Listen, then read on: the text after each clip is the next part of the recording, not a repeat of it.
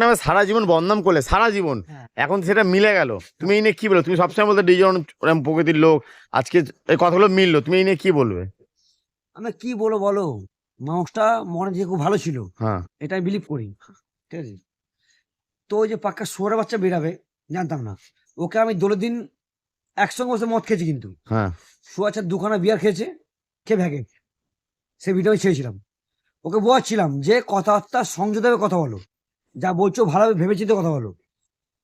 এমন করলো, গাদাগায় ঢুকে গেল।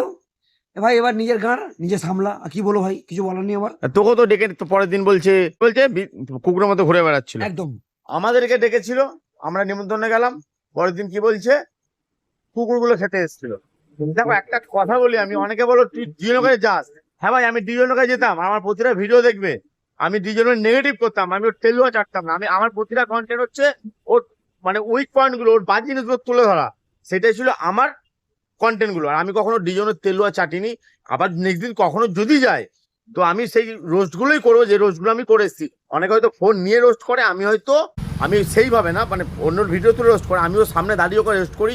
ও বলে বাদশা, আমি বলি তুই বেশা, বাদশা না। আর তোমরা আমার ভিডিও দেখেছো এইগুলো। আর যা যা আমি শুধু একটু বলি, দেখো যারা ইউটিউবাররা তোমরা যারা ভিডিও করছো করো, আমার কোনো আপত্তি নেই, কিন্তু এমন মানুষের করো যাতে গরিব মানুষটা করে খেতে পারে। যে পাকা সোরে বাচ্চা আছে তার ভিডিও করুন, কেন সত্যি তো বলতে গেলে ও পাকা সোরে বাচ্চাই আছে। যেটা বই আসছিল কদিন আগে একদম। বলছিল, বই নয়, আমার প্রতিটা কন্টেন্ট দেখবে আমার আর আমাদের নাজিরও ওরকম টাইপের ঠিক ভিডিও বানায়। আমরা নেগেটিভিটিটা তুলে ধরি পাবলিকের সামনে, ওকে আমরা দাঁড়িয়ে দাঁড়িয়ে রোস্ট করি। আমাদের কন্টেন্ট এরকম, আমরা কখনো তেলুয়া চাটি না। আমার কন্টেন্টগুলো ভালো করে দেখবে, প্রতিটা কন্টেন্ট কিন্তু মানে 10টার মধ্যে 8টা কন্টেন্ট কিন্তু আমার ওখানে নেগেটিভিটি, আর ওকে সামনে দাঁড়িয়ে রোস্ট করা।